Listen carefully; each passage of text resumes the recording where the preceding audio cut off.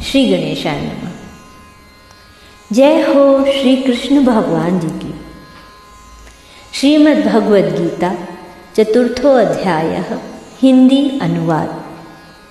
त्रुटियां ना हो या कम से कम हो इसका प्रयास रहेगा, किंतु यदि फिर भी हमसे त्रुटियां हो जाती हैं तो आप सभी गुणी श्रोताओं से हम क्षमा मांगते हैं।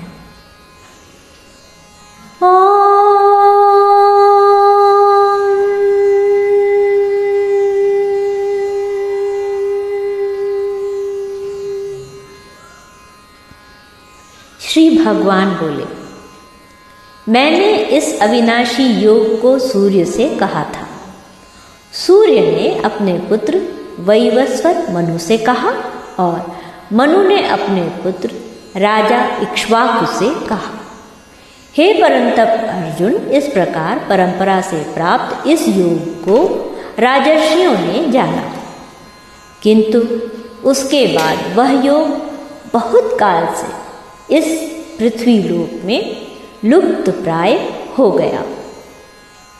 तू मेरा भक्त और प्रिय सखा है, इसलिए वही यह पुरातन योग आज मैंने तुझको कहा है, क्योंकि यह बड़ा ही उत्तम रहस्य है, अर्थात गुप्त रखने योग्य विषय है। अर्जुन बोले, आपका जन्म तो अर्वाचीन अभी हाल का है और सूर्य का जन्म बहुत पुराना है, अर्थात कल्प के आदि में हो चुका था। तब मैं इस बात को कैसे समझूं कि आप ही ने कल्प के आदि में सूर्य से यह योग कहा था। श्री भगवान बोले, हे परंतप अर्जुन, मेरे और तेरे बहुत से जन्म हो चुके हैं, उन सबको तू नहीं जानता, किंतु मैं जानता हूँ। मैं अजन्मा और अविनाशी स्वरूप होते हुए भी तथा समस्त प्राणियों का ईश्वर होते हुए भी अपनी प्रकृति को अधीन करके अपनी योग माया से प्रकट होता हूँ। हे भारत, जब जब धर्म की हानि और अधर्म की वृद्धि होती है, तब तब ही मैं अपने रूप को रचता हूँ, अर्थात साकार रूप से लोगों के सम्मुख प्रकट होता हूँ। साधु पुरुषों का उद्धार करने के लिए, पाप कर्म करने वालों का विनाश करने के लिए और धर्म की अच्छी तरह से स्थापना करने के लिए मैं युग युग में प्रकट हुआ करता हूँ।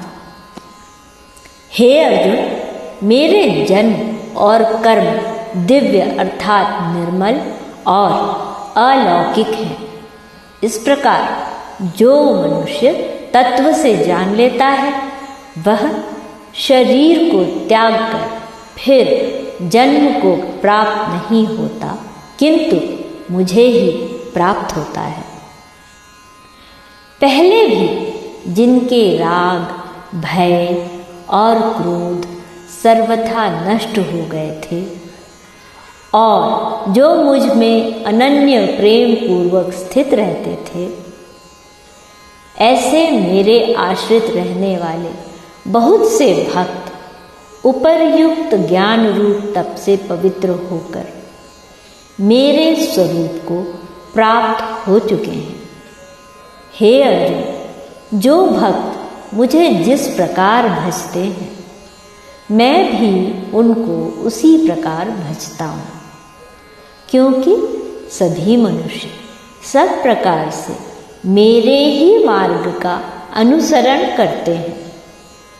इस मनुष्य लोक में कर्मों के फल को चाहने वाले लोग देवताओं का पूजन किया करते हैं, क्योंकि उनको कर्मों से उत्पन्न होने वाली सिद्धि शीघ्र मिल जाती है। ब्राह्मण, क्षत्रिय, वैश्य और शूद्र, इन चार वर्णों का समूह गुण और कर्मों के विभाग पूर्वक मेरे द्वारा रचा गया है। इस प्रकार उस सृष्टि रचनादि कर्म का कर्ता होने पर भी मुझ अविनाशी परमेश्वर को तू वास्तव में अकर्ता ही जान। कर्मों के फल में मेरी स्पृहा नहीं है, इसलिए मुझे कर्म लिप्त नहीं करते। इस प्रकार जो मुझे तत्व से जान लेता है वह भी कर्मों से नहीं बंधता। श्लोक 14।